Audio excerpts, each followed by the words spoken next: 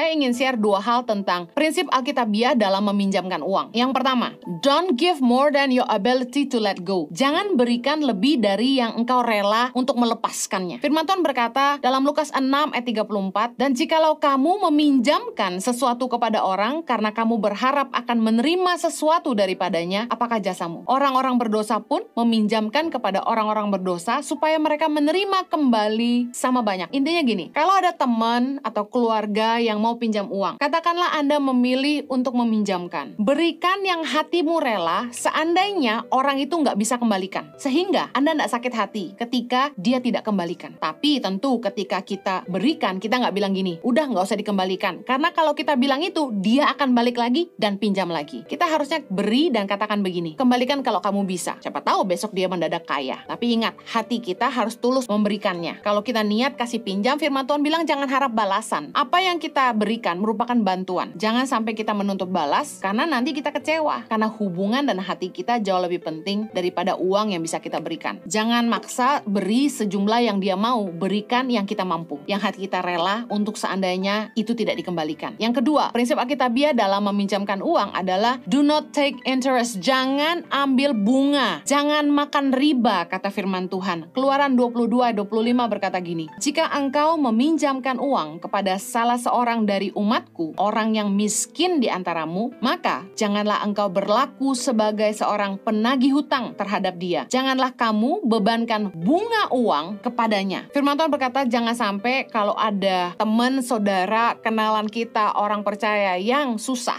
lalu mereka datang sama kita untuk pinjam uang, jangan sampai kita berlaku sebagai penagih hutang. Jangan sampai kita bebankan bunga. Karena ketika orang datang kepada kita dengan memohonkan pertolongan, sebenarnya mereka lagi susah. Dan harusnya kita menolong mereka, bukannya ngasih beban. Bunga itu beban. Belum lagi mereka harus berusaha mengembalikan. Nah, saya bicara ini adalah prinsip hubungan. Membantu teman, membantu orang, membantu keluarga. Bukan prinsip bisnis. Kalau dalam dunia bisnis, tentu Anda mengajukan pinjaman ke bank atau badan pinjaman lainnya, ada bunga yang Anda harus bayar karena itu merupakan usaha. Tapi di dalam hubungan, relationship is relationship, business is business. Jangan makan bunga. Satu kali ada teman yang dia cerita kalau ada teman lain yang ingin meminjam uang sama dia untuk modal usaha dan akan mengembalikan dengan bunga 10%. Nah, saya sampaikan kebenaran firman. Kalau bantu teman, jangan dibungain. Kalau memang ini modal bersama dalam membuka sebuah usaha, hitam di atas putih aja. Saya mau bilang kebaikan itu bukan kebodohan. Tapi seringkali firman Tuhan berkata bahwa anak-anak dunia ini lebih cerdik daripada anak-anak terang. Kenapa? Kita ngandalin kebaikan. Kita ngandalin hubungan baik, lalu kita percaya sama orang. Kita kasih pinjam uang untuk modal usaha dengan pembicaraan di awal, hasilnya bagi 2, lalu setelah usahanya jalan, uang kita dibawa lari atau kita didepak pergi. Kadang-kadang anak Tuhan harus belajar cerdik juga. Cerdik seperti ular, tulus seperti merpati, kata firman Tuhan. Artinya apa? Kita nggak perlu jahat sama orang, tapi kita juga tidak boleh dibodohi. Kalau memang itu kerjasama usaha, hitam di atas putih. Jangan asal ngandalin kepercayaan dan kebaikan. Karena sudah banyak hubungan yang rusak sesama dengan anak Tuhan hanya gara-gara, maaf, kebodohan.